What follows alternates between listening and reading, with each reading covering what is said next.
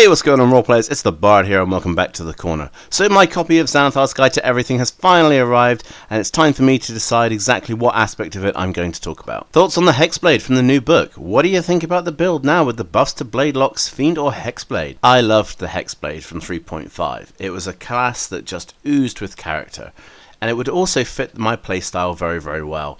I loved curses, I loved to get up close and personal. It was just the kind of class that was ideal for me. It was just poorly executed, unfortunately. In the past, the only good thing about it really was the Hexblade's curse and the advantages that it would get in later levels as well. But unfortunately, the spells weren't very good, because if you remember 3.5, it used to be based on spell level for the DC as well. I don't remember offhand, but you'd get up to say levels 4 or 5 in spells, and it really wasn't high enough to keep the DCs and the spell saving throws, within practical ranges. So unfortunately, it wasn't as strong as it could be as you progressed in later levels, but it was still a fun class and still one that I had a lot of joy out of. So I'm going to look up the Hexblade now and find out what it's all about in 5th edition and find out exactly what they've done to it. So give me a few minutes and I will be back.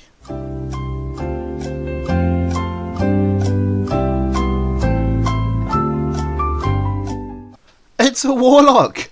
I thought it would be a class all by itself, but it's not. It's a warlock. Oh my god! I need a minute. I need a minute.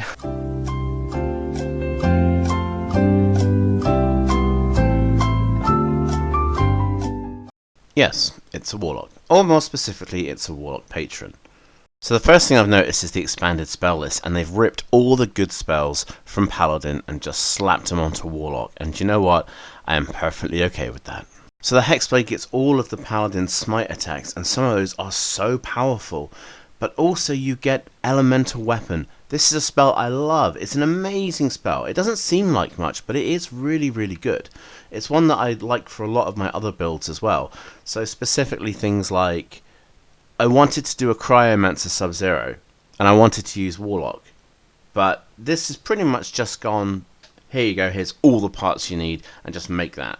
I've always liked Elemental Weapon, always because I've just loved the idea of having a weapon that you could enchant with different kinds of energy types, to have like flaming swords or lightning spears or all that kind of thing. So I'm really glad to see that the Hexblade has Elemental Weapon on its list. So let's get into the meat of this thing. Hexblade's Curse. You gain a bonus against the creature equal to your proficiency bonus. That's just so good. Any attack roll you make against the cursed target is a critical hit on a 19 or 20.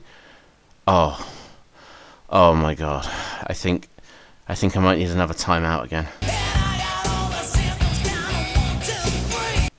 And if the cursed creature dies, you regain hit points equal to your warlock level plus your charisma modifier. You don't gain temporary hit points, you regain hit points. I think I found my new class. I have.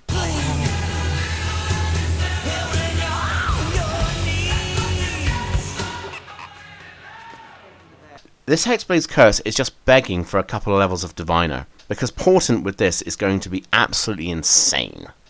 If you've got a pocket 19 or 20 sitting on your Portent ability, then you are guaranteed some enormous damage. 10d10 plus 12d8 can get you anything up to 118 damage, and that's before you've applied any hex, before you've applied any weapon damage roll, before you've applied any enchantment, before you've put on any ability scores, before you've put on any of your life drinker, before you've applied anything from feats like Great Weapon Master. The potential damage this thing can kick out is incredible. Dude, I think I just filled the cup. Moving on, and proficiency with martial weapons and shields and having medium armor is ridiculously good. Go ahead and max out charisma, because you can use it with your pack weapon for attack rolls and damage rolls. It's just perfect. Alright, what's next? So Accursed Specter. I don't quite know how I feel about this. Is it really something that fits the Hexblade? What do you guys think? Because it's not something that I would have put on the Hexblade class list. Although it's not a bad ability in and of itself, it does have a few decent functions, especially considering it lasts all day.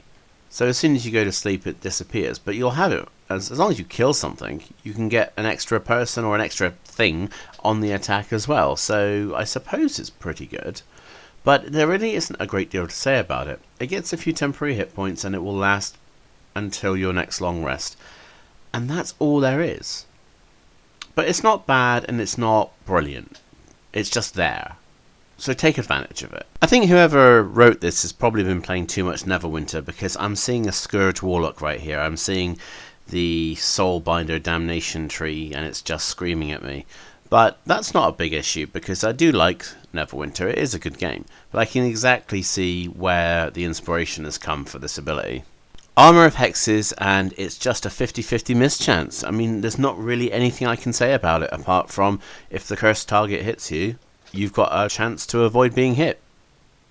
Good solid defense.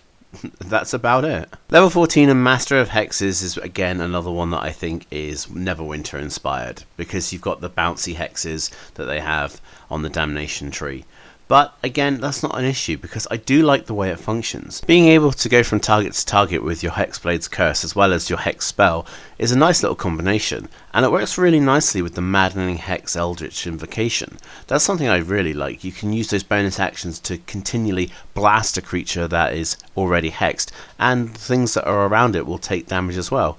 That's a very consistent amount of damage considering it's equal to your Charisma modifier. Especially if it's a tightly packed environment. I really like that.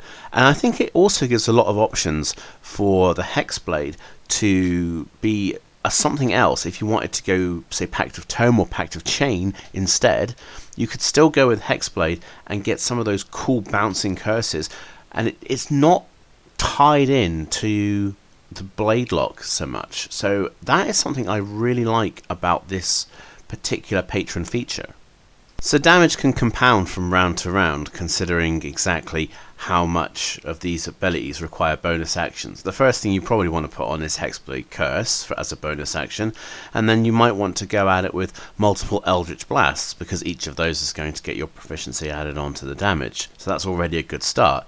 The next round you could throw on a Hex, and again you get all the proficiency damage from the Hexblade's Curse and the additional rolls from Hex, so that's good.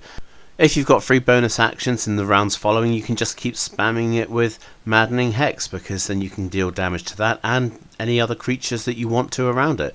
So it really just keeps building and building and building damage, and it's a very, very good ability. I really like what they've done with the Hexblade here, and it's not purely a melee combatant either. I can see the potential for this to really give benefits to tome locks and chain locks. So if I was rebuilding my blade lock build, would I go with Hexblade?